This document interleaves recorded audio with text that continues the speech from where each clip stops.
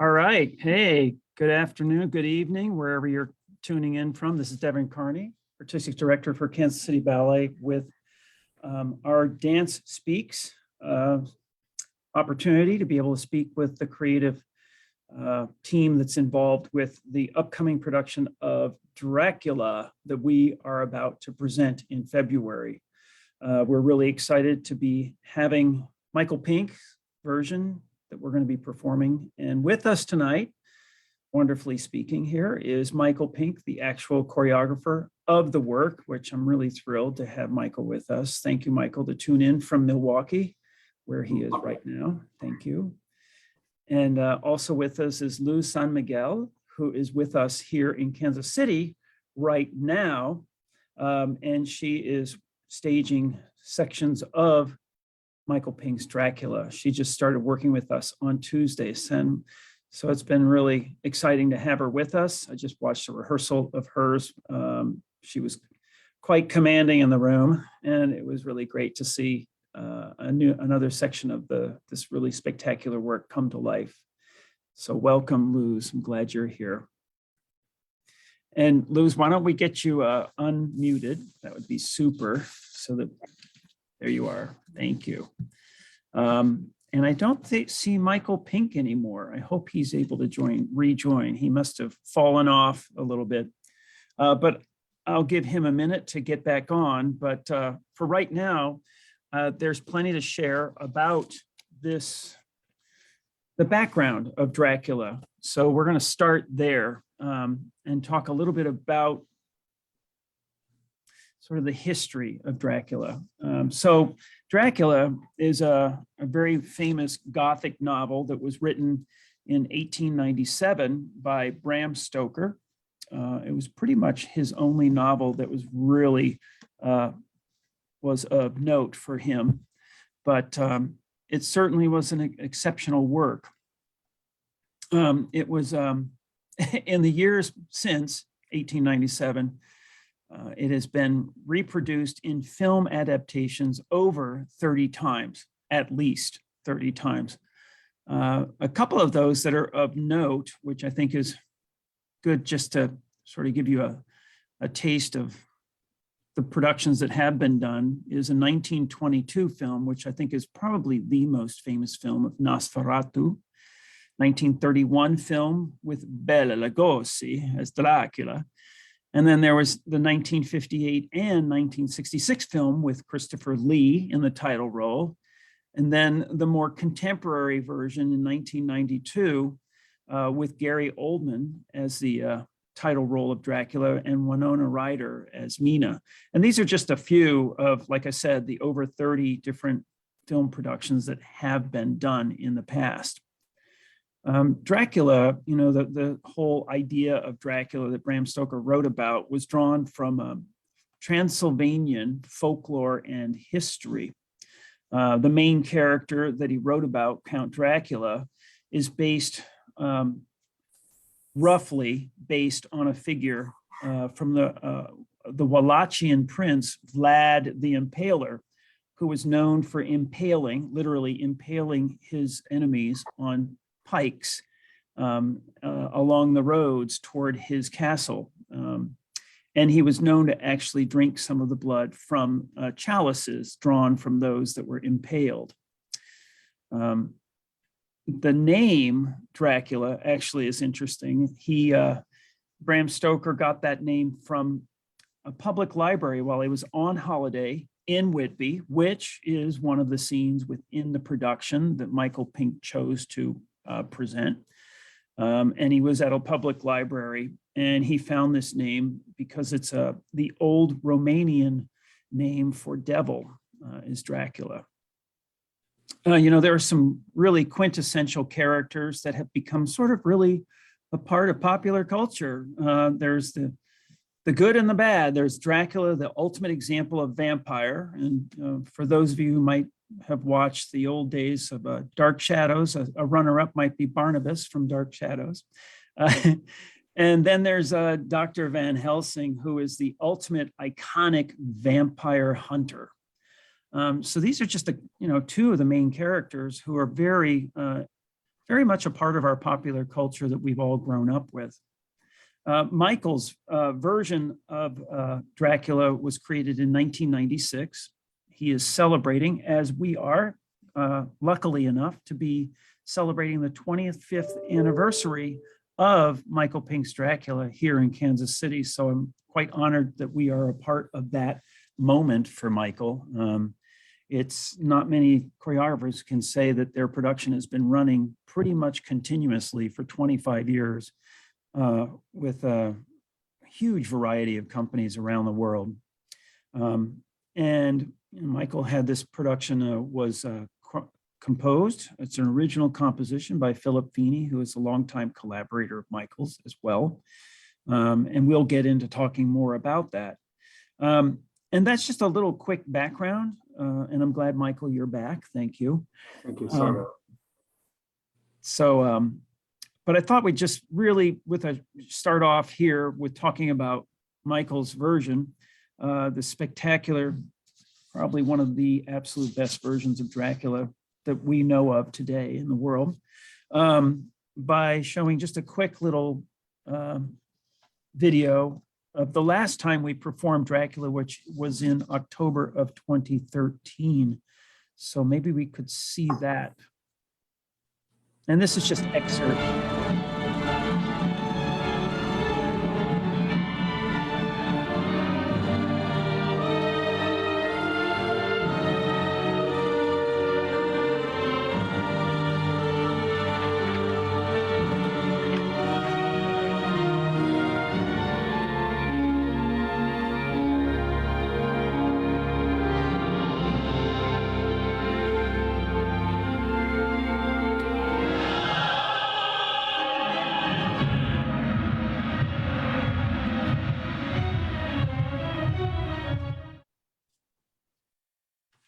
All right, well, that just gives you a little taste of what is to come with our Dracula that we are so thrilled to be presenting.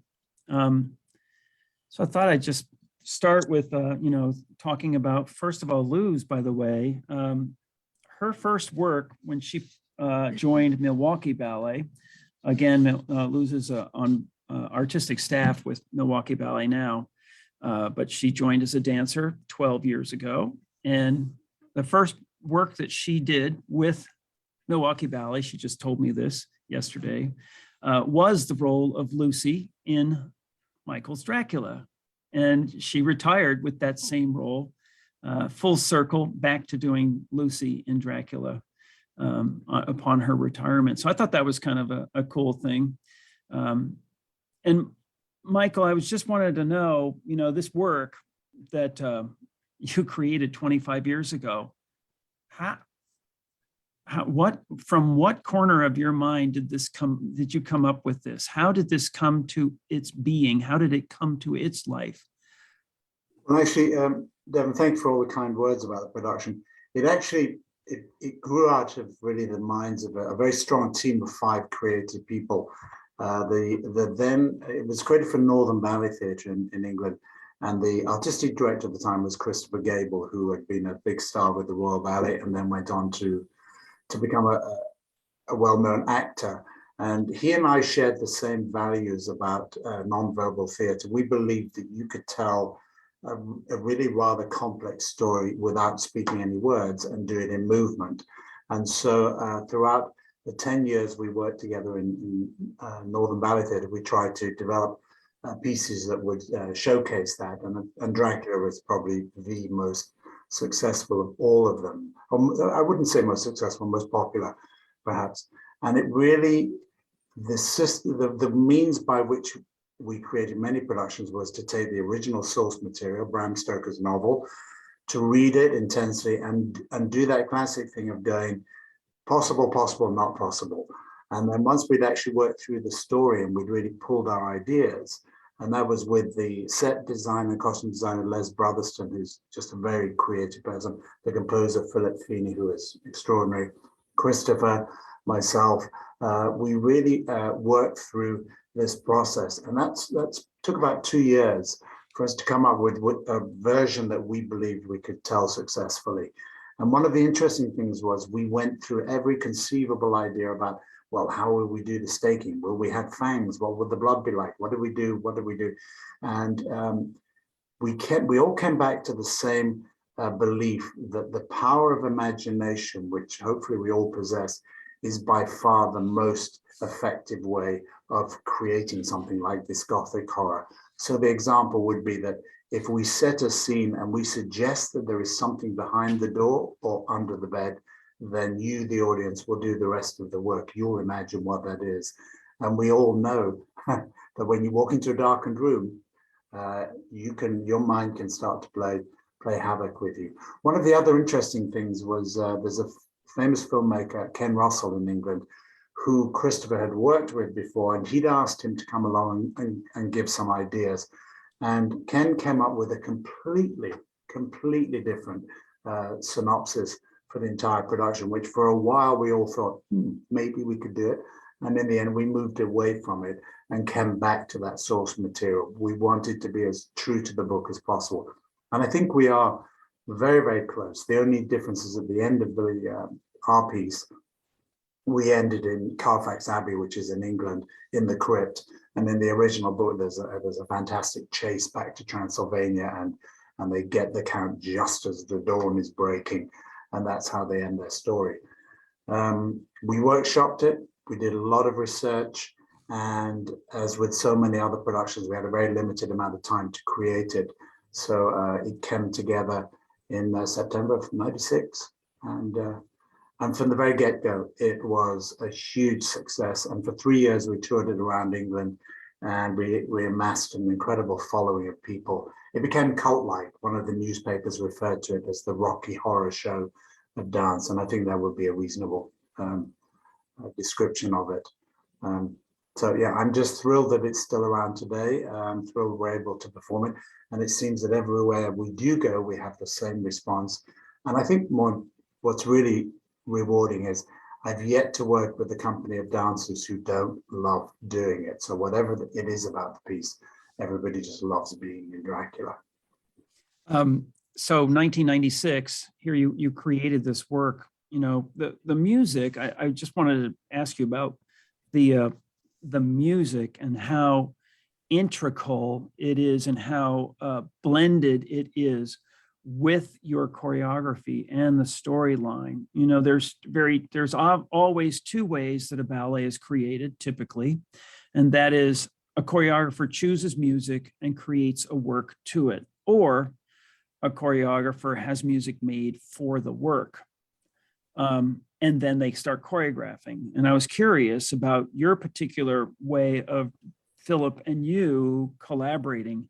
Did he write the entire score and then you choreographed it all?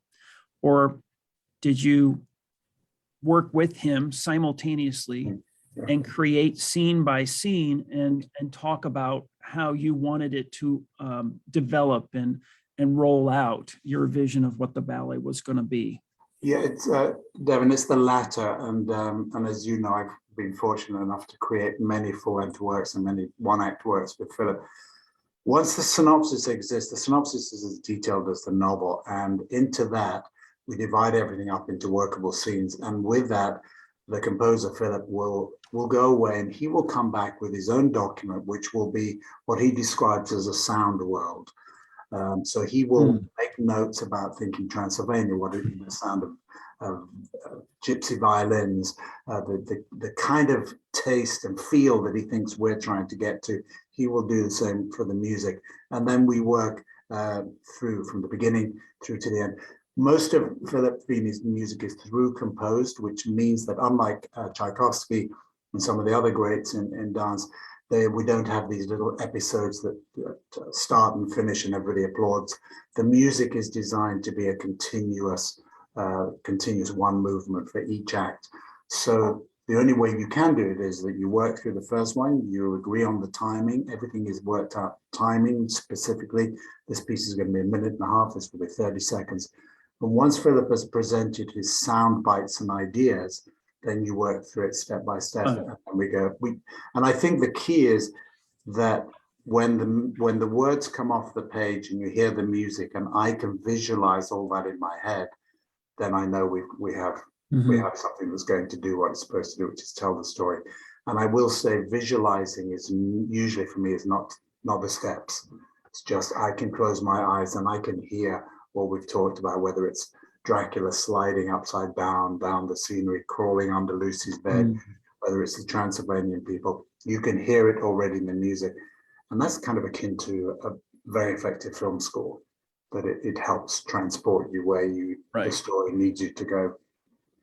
This particular score, correct me if I'm wrong, but is it not actually professionally recorded and available? Is that true? Yes, you can get it. It's excerpts from it, and it's available on the Naxos label. And I will say, and I think when this first came out, it was in the Naxos label's top 10 for something like 10 years.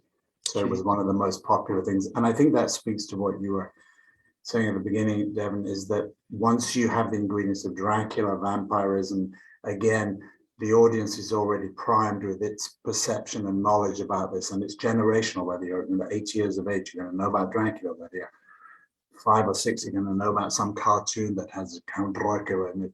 So the audience already has a connection to it. So I think that's where the success of this production lies a lot. It's familiar territory.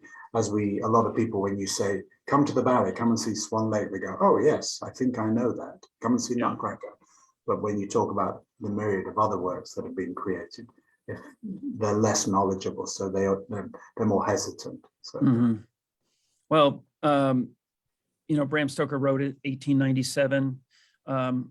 And if I am right, you're celebrating your 25th anniversary, and I think Bram Stoker's novel is celebrating 125th anniversary. Correct. So yes. I think that's kind of apropos that you and Bram Stoker are just 100 years apart and continually going. And Bram Stoker's novel, once it was published in 1897, it's always been in print. One of the few books that is continually in print to this very day. And there are so many annotated versions of it. I have a library at home, which is just nothing but Dracula books and the various versions of it. Because the interesting thing about Bram Stoker was he was a man of his times, not particularly a good writer, but he was so interested in the Industrial Revolution and the development of gadgetry that all found its way into the book. So there are lots of moments within the book where he introduces something for no apparent reason, then it disappears and the narrative falls away. And the other one we always say to people is it was the same for Mary Shelley. That when she wrote her Frankenstein, that was, again, for her one and only major book. So I always say, if you're going to write just one book, make sure it's Frankenstein or it's Dracula. I would agree with you on that. I don't think that royalties were arranged back then, though. So, well, actually, I was reading about the publication of Dracula, and one of the unique reasons that it has been published so much is that Bram Stoker actually kind of messed up on the royalties and copywriting it because it went into public domain very, very soon after it was written, which was fortuitous because that gave so many opportunities for different artists to interpret this work, which I think says a lot about, the opportunity. If you get the opportunity to be able to use works like this, that they can survive many, many, many years. I wanted to ask you about, to keep on the idea of Philip's composition. There is this one moment in Transylvania, which I'd love for you to share about, where we hear this ancient sort of, I don't know how to explain that, except that was my feeble imitation of it. But I think if you told me that this is drawn from an original sort of chant, right? Well, it's actually an original recording. Bela Bartok, who was another amazing composer, he spent a lot of his time going around the country with very early primitive means of wax and creating, recording things. And so roundabout, I think this is a recording, a Hungarian recording that we don't really know its true origins, but a historian who worked with us in London, he found this recording, and we use it for The Distraught Lady. And it really is truly a folk singer in Romania, Hungary somewhere, who was recorded, and it was in an archive library somewhere. So, and it's an extraordinarily evocative piece of music, and we use it in the scene with in Transylvania, when one of the Transylvanian ladies has found that her baby has died at the hands of what they perceive as a wolf. So she walks into the scene carrying, unfortunately, the body of her dead baby. And then, in an attempt to stop Jonathan Harker from going to Castle Dracula, she throws caution to the wind, and she doesn't care what the consequences are. She tries to stop him from going, so she keeps crossing her body, she crosses his body, and she's doing all these very strong earthbound movements to this incredibly evocative music, which sounded a little bit like you did then, Devin. Thank you. You too are a distraught woman. I could be, that's for sure. There are times in the last 2 years, I think we've all been distraught. Yes. This composition is really interesting from a musician's point of view. And I find it really kind of apropos that Bram Stoker wrote this novel in 1897 at the dawn of the Industrial Revolution, that he infused into the novel these new inventions, these high-tech inventions, such as a flashlight.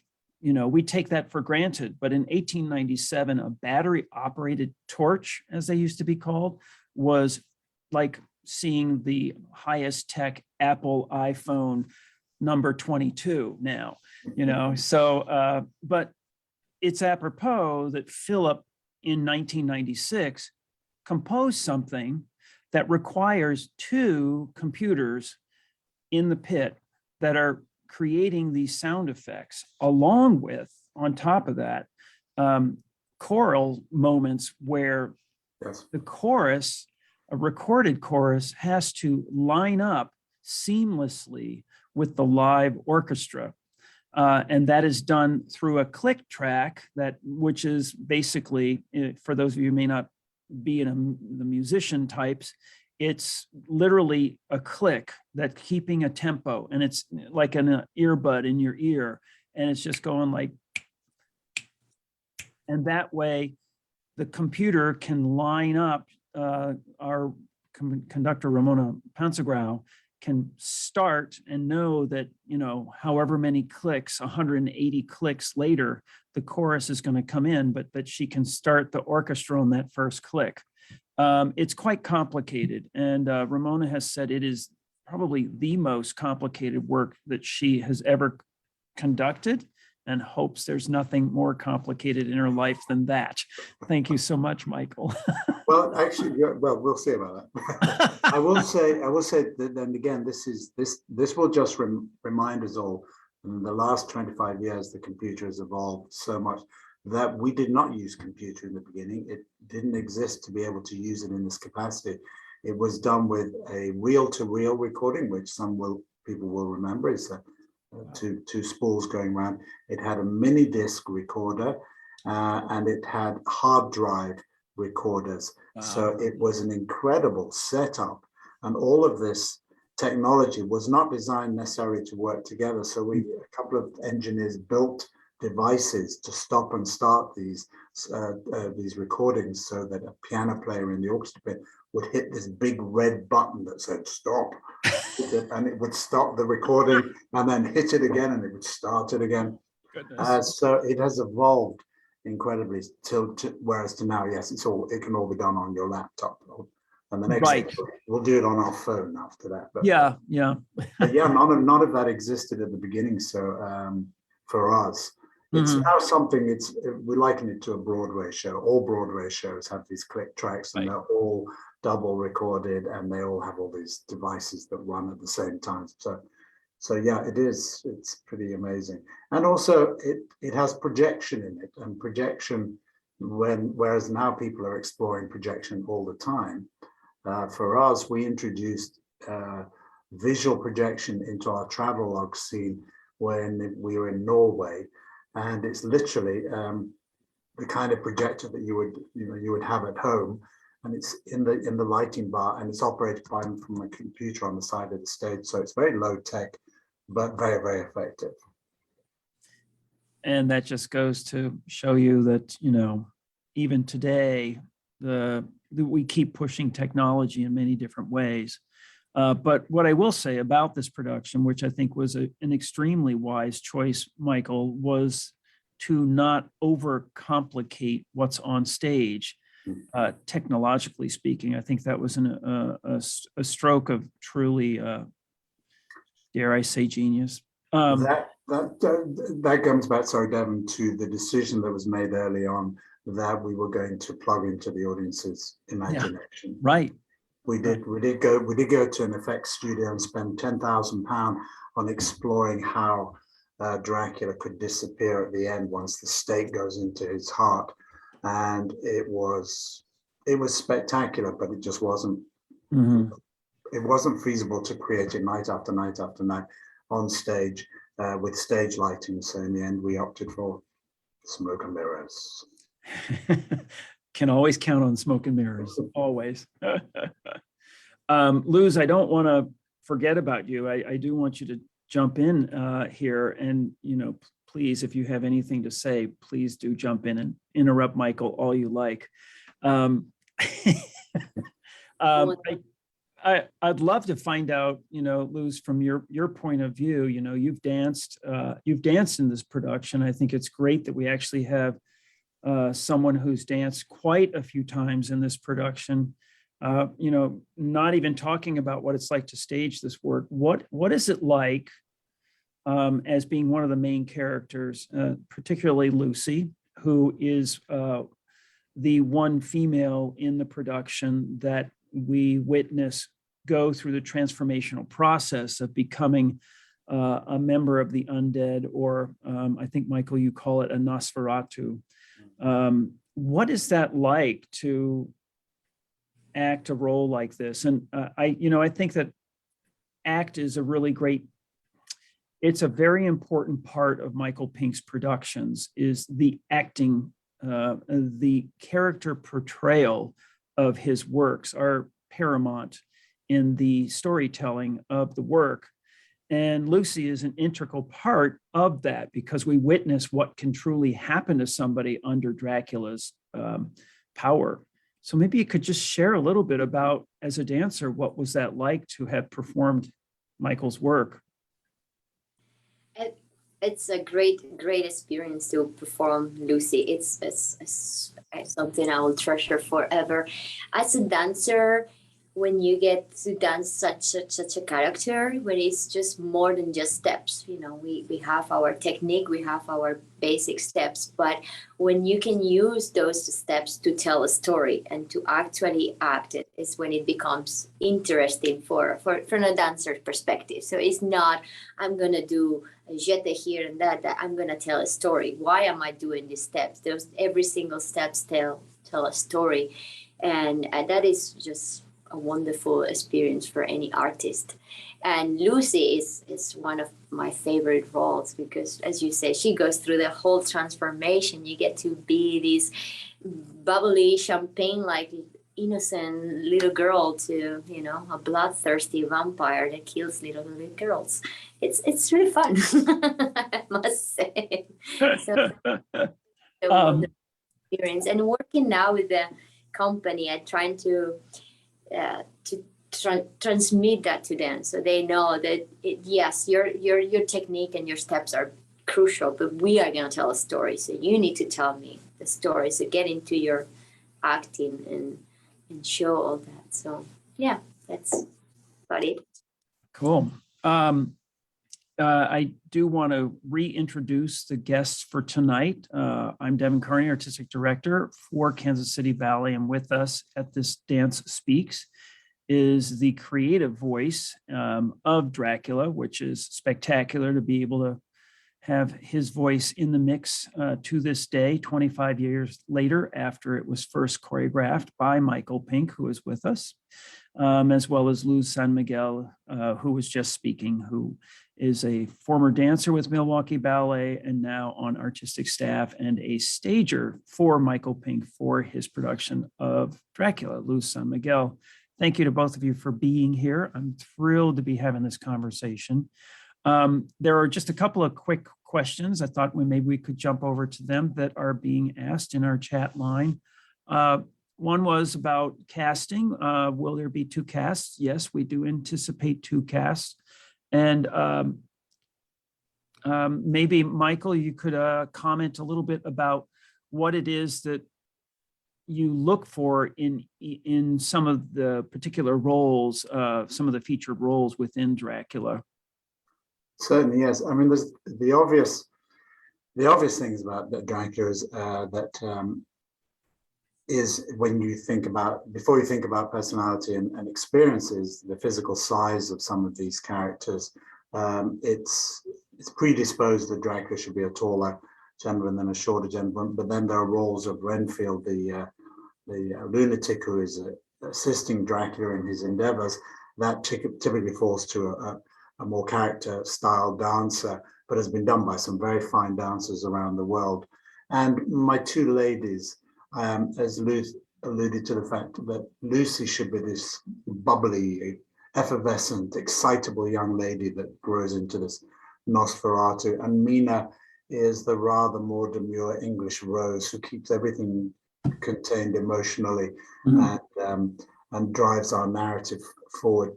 And I think, as with when you go to any company you've never been to before, it's somewhat daunting because you arrive, you sit in and you watch class, and you're trying to cast something that I forget how many roles there are in this production, but there's a lot. And so you're trying to scan around the room and make some decisions. And that's always where it's very helpful to have Devin sat by me and any of his staff who will have already started to think about the myriad of roles and styles that might suit the dancers.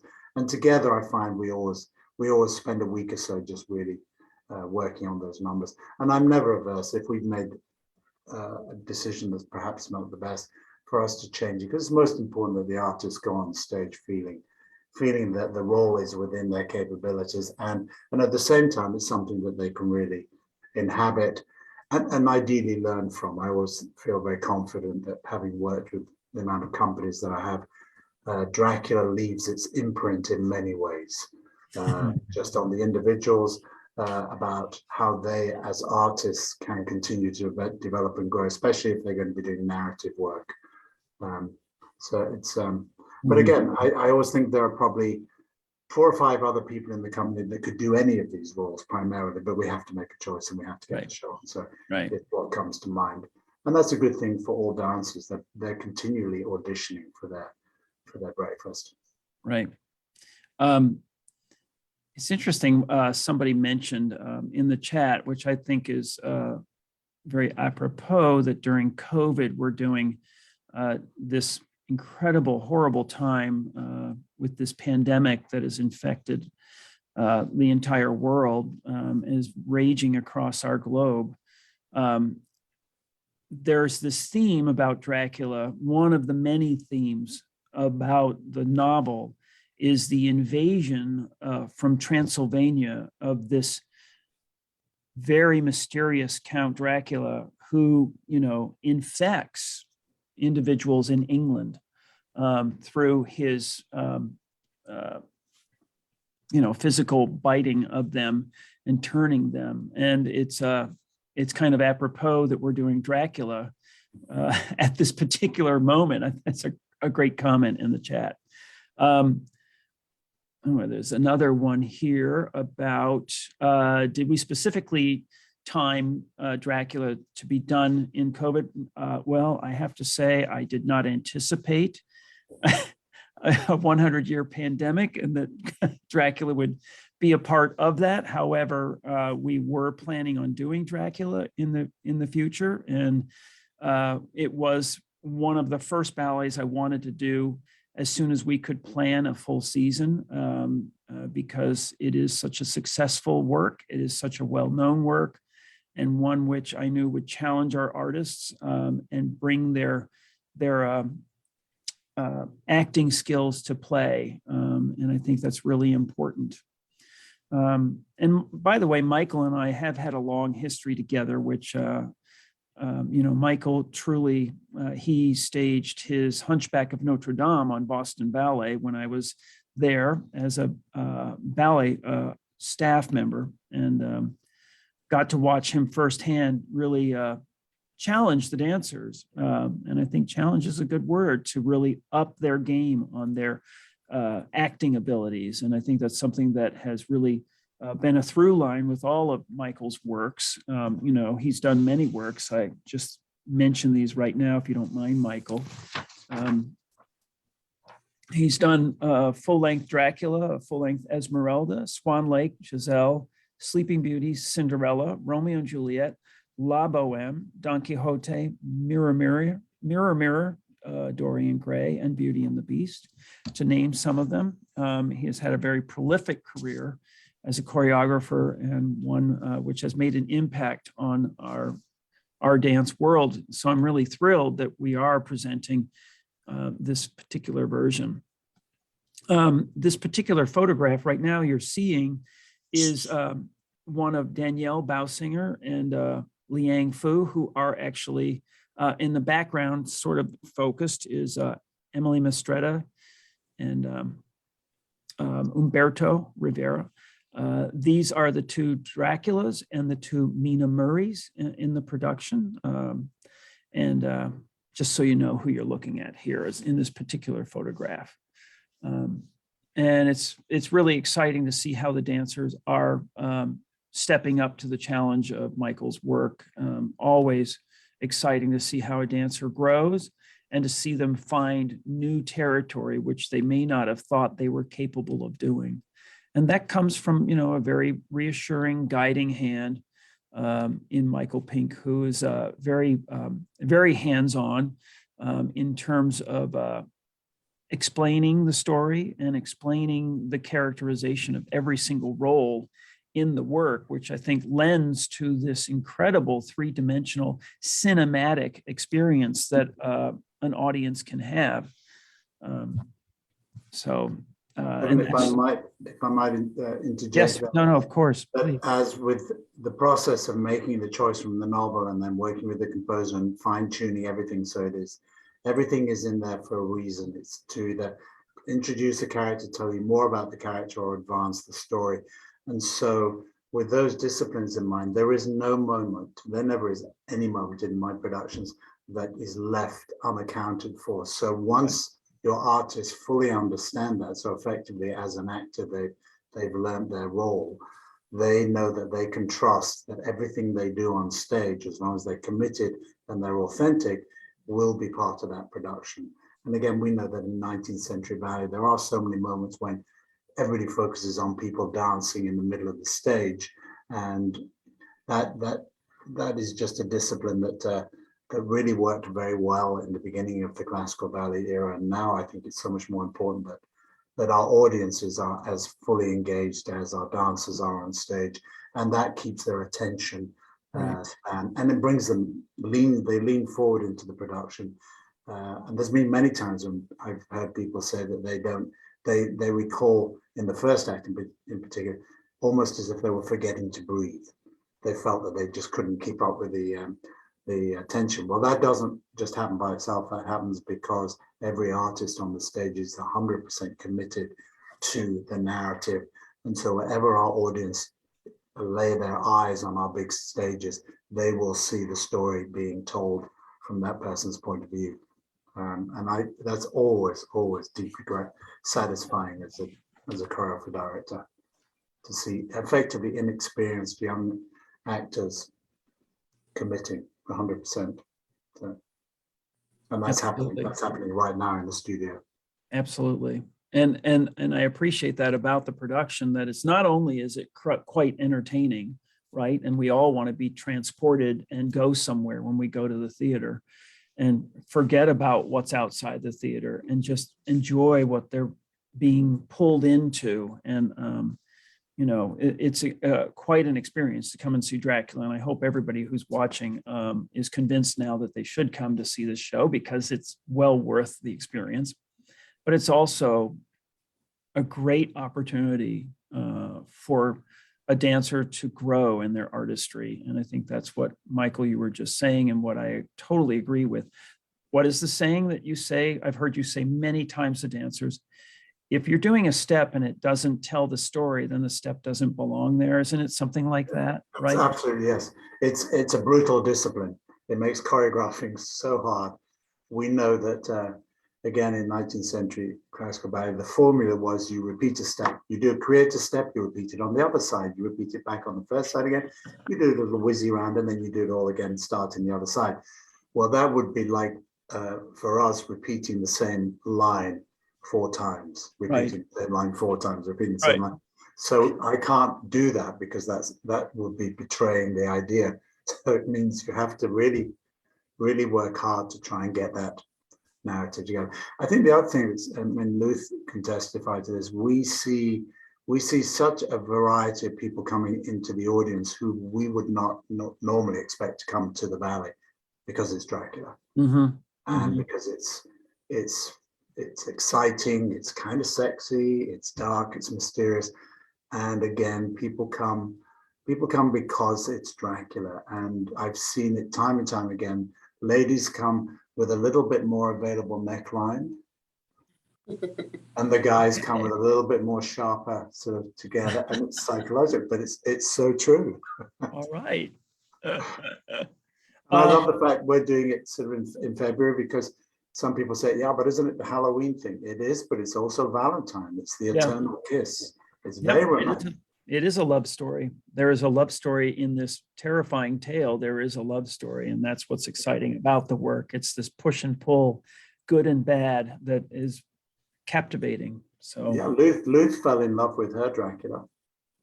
Yes, and yeah, my partner is my Dracula. Oh, okay. All right. Well, speaking of Luz, I would love to hear about your experiences of staging this work. It's a massive work. It's extremely complicated. The scene you're looking at right now, which is in Whitby, that is former dancer Sarah Chun as Lucy, and Logan Pachar as Dracula, in a moment when he captivates Lucy under his spell, and everybody's walking in this. It's a really cool scene. Every single dancer on stage has to move in slow motion. And yet they are moving normal time, Dracula and Lucy. It's a really cool moment. Things fall in slow motion too, which I think I recall the last time we did it is a bit of a challenge. To get dancers to make something fall slowly is quite a challenge. It's interesting, moving really quick is hard, but also moving extremely slow can be very hard.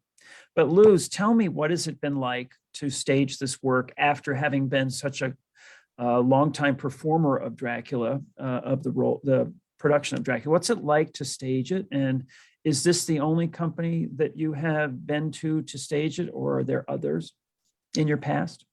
I have helped stage it in Milwaukee.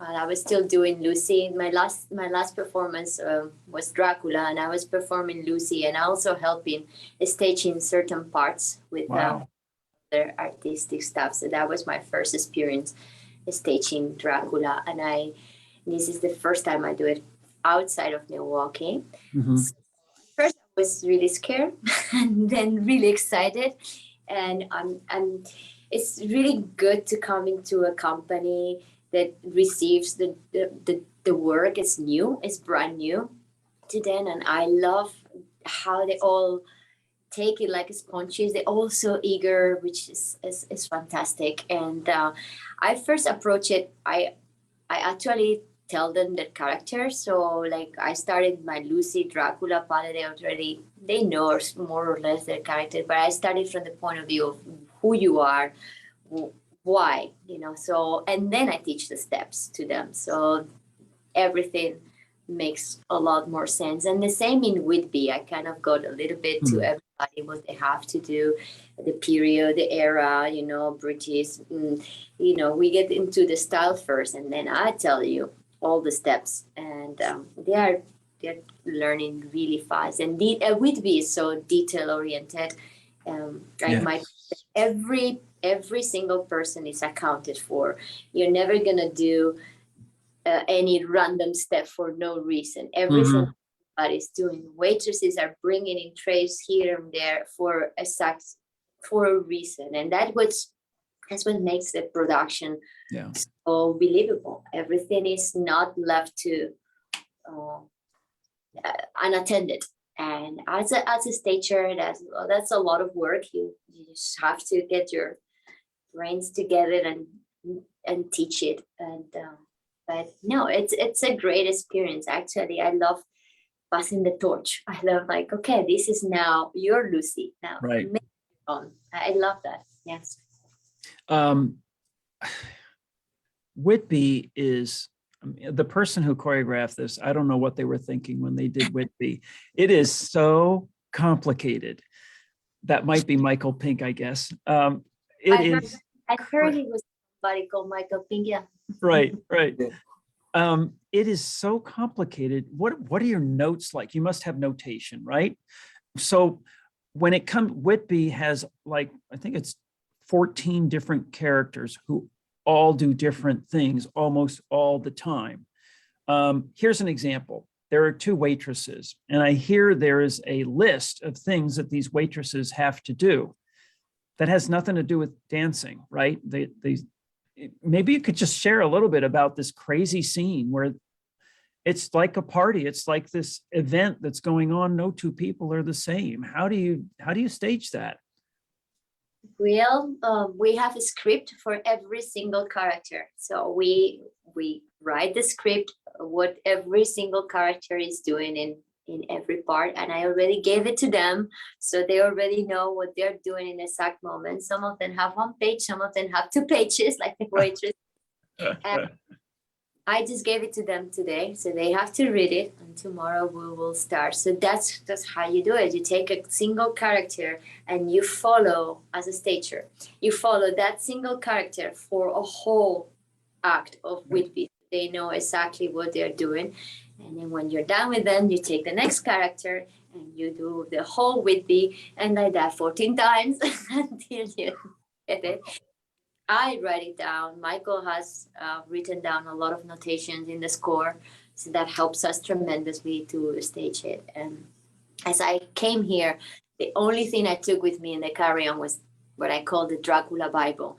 I can lose my clothes and my toothbrush, but I cannot lose the Dracula Bible because I will just die. I cannot imagine what it would take to re-notate a ballet like this, especially after you've done it once. That would be.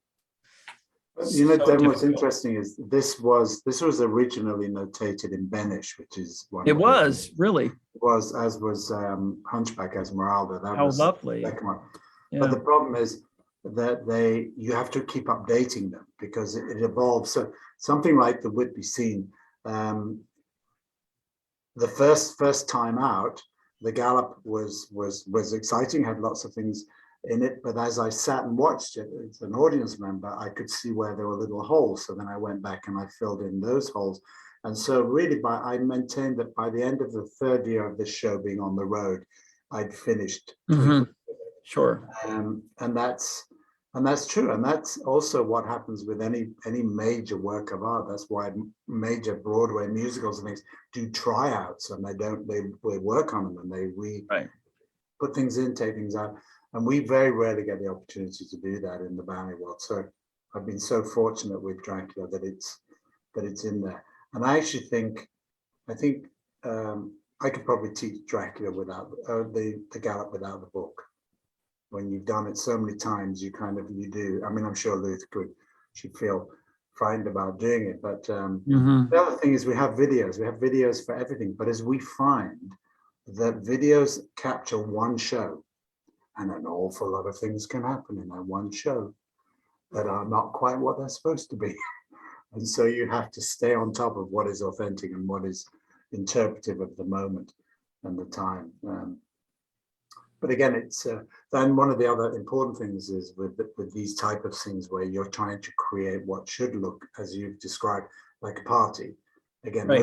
no two people do the same thing at a party unless they're dancing together and they're all, jitterbugging, jiving together. So, but the problem for our audience is they have to know where to look.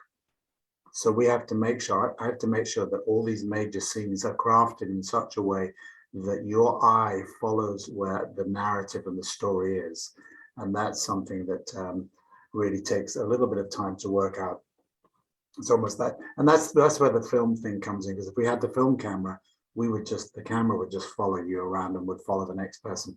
We have to do that so that the audience can absolutely see who they should be looking at any given moment on the stage. But again, as you say, if your eye deviates and you rove off into the rest of the stage, you're going to be finding another story, a second story, a backup story, which means if you come and see it more than once, you can pick and choose where you look. Right. Which is kind of the beauty of Nutcracker, isn't it? That if you create a party scene that has the same authenticity, and my party scene is quite a party. People come back every year and they watch something completely different, and then they think the whole thing's different. Right. They say, well, did you change the choreography? Did you add new choreography? Right. Exactly. Yeah. Which is exciting. I love that. Yeah, right. You watch somebody else at the party. Yeah. Right. I wanted to ask you, we're kind of running out of time, but Michael, there's a particular scene which I'd love for you to talk about just a touch. And that's the scene. It's actually quite toward the beginning of the ballet. When Jonathan Harker, the solicitor who is gone to Transylvania to close the deal on a real estate purchase that Dracula has done of this castle. And there is this duet between Count Dracula and Jonathan Harker that is bone chilling. It really is. I remember seeing your work. The first time I saw it was Atlanta Ballet performing it. I don't remember how long ago it was, but I thought I just jumped out of my skin by the time that duet was over. It's a male pas de deux. This is long before the trend now is having men do pas de deux together, which is quite common now. But in the day, it wasn't as common. So to see this incredible intensity between these two men and this, I'm not going to talk, I could talk a lot about it, but maybe you could just share a little bit about the creation of that scene and what you were thinking. Well, interestingly enough, the first entrance of Dracula, because Dracula doesn't effectively appear in the first act until about 15 minutes into the act. So already the audience is now waiting for his arrival. And when you do first see him, he's gliding down a staircase with this incredible red coat on. And that's, if you're paying real attention, you'll notice that up until that point, most of the production has been very much black and white. There's been a red scarf for Jonathan Harker and this incredible red coat. And that was deliberate because it's about creating a sense of excitement and anticipation. And then the remainder of that scene, we see poor Jonathan being drugged, being tormented by three incredible vampire ladies, and then finally facing Dracula, who by all intents and purposes is going to devour him, is going to take his blood. And this is where the power of suggestion comes in, because this poor man is trapped. In the book, he was there for over a month. He could never get out. He could never find the door, never find the window. He'd seen Dracula turning into a bat. And that's what we try and do in the show, is we make the suggestion that Dracula keeps morphing from a man to a bat to a lizard to a snake, and it's all power of suggestion. So I think what happens in that moment where you see Dracula, there it is, Dracula moving towards him, it's ultimately terrifying, the idea that this incredibly powerful man is playing with you, tormenting you, and you don't know when, if ever, he's going to bite you. And so there's always the power of suggestion. And added to that, Philip Feeney has written a piece of music that just grows and grows and grows and is unrelenting. And so the sense of prevailing doom and power that comes from that part of that, and it's just frankly threateningly dark and ultimately so sensual that I think it does have that effect that the audience feels, oh, goodness, what's going to happen. Right. And it was the first thing. The second thing I choreographed was as part of that. It came together pretty quickly, I have to say. So wow. And you happen to mention the vampires that entice Jonathan Harker. This is a moment, I just want to share this. When we first had the opportunity to present your Nutcracker, your Dracula, this is a moment where art inspires art. If you look behind me up on the wall, there was an artist who saw a rehearsal and went home and painted this moment right there of the three vampires dancing with Jonathan Harker right there, my little finger. And I've kept it all this time. And I just noticed it was on the wall. I'm like, oh my goodness, here we are. But isn't it great the way your art inspires other art? I think that's really always quite touching to see something like that. You're very lucky. I have some amazing paintings that people have done of my work that they feel compelled to share with me, which is but then our art form is totally visual, visual, and again reminding it's non-verbal theater. So this piece of theater can go anywhere in the world and be understood, in any language you care to mention. It's funny when your particular production, when you say it's a non-verbal production, I don't think of it that way because I hear so many words when I see your production of Dracula. I can hear people talking, which is a testament to the way that you've created this environment, this completely that was intentional again from the beginning, because there are people who will know nothing about Dracula the novel, but they will know about the B-rate movies and all the fun bits. And then there are people that will feel that they have a degree of knowledge about the book. And then there are going to be the professors and the people of English literature who know that book inside out, and the historians and the fanatics. Each one of those groups will come to the production and they will extract from it the level of knowledge that they already have. So it makes you duty bound to make sure again that what you're doing is authentic and is part of the story. The production of Romeo and Juliet that I created for Untitled Ballet in 2000, one of the greatest compliments I've had, and it's actually happened several times, is when a director of the play, Shakespeare's play, or an actor has come and said to me, I heard every single word. Right, exactly. There it is. That's it right there in a nutshell. Yep. Oh, geez, one more question. We're actually right out of time, but I want to ask it. You mentioned that the pas de deux between Harker and Dracula was the second thing you choreographed. What was the first thing you choreographed? It was Dracula's first entrance. There you go. He glides and he does this solo where his man, his beast, he's evocative, and he looks about 150 years old. Yeah, it's very powerful. Well, listen, I can't believe this hour has gone by. Luz, thank you so much for your insights. There was actually a question. Can you show us the Dracula Notation Dance Bible? Obviously, you don't probably have it right on you, but. Have it right me, but I can take a couple of pictures and share. It's all right, but it's quite impressive, I have to say. Well, I think do that, Liz, because you'll see that the piano score, which Philip composes the music, he has to give us a piano score to work from in the studio, and then he orchestrates it. That too was in longhand, so it's written with a pencil and a ruler. Wow. So again, the idea that an accompanist has to be proficient enough to be able to play this stuff and read it whilst we're creating the piece, and then there's all the scribblings of a madman. Well, listen, it has just been so wonderful to talk to the both of you. I really appreciate your time at the end of a long day. And I'm so excited about seeing this production come to life again. And thank you for your time. Thank you for your insights.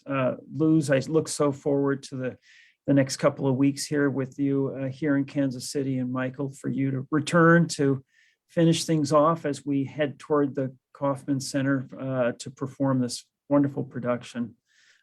Thank you to you both. Thank you so much for your time. Thank you to everybody who joined us tonight, of course, as well.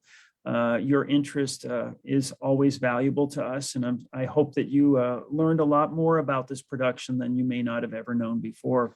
And please do come see this performance. It is well worth your time. Thank you again, and have a great night. Thank you both. Have a good night. Okay. Very Thank much. you.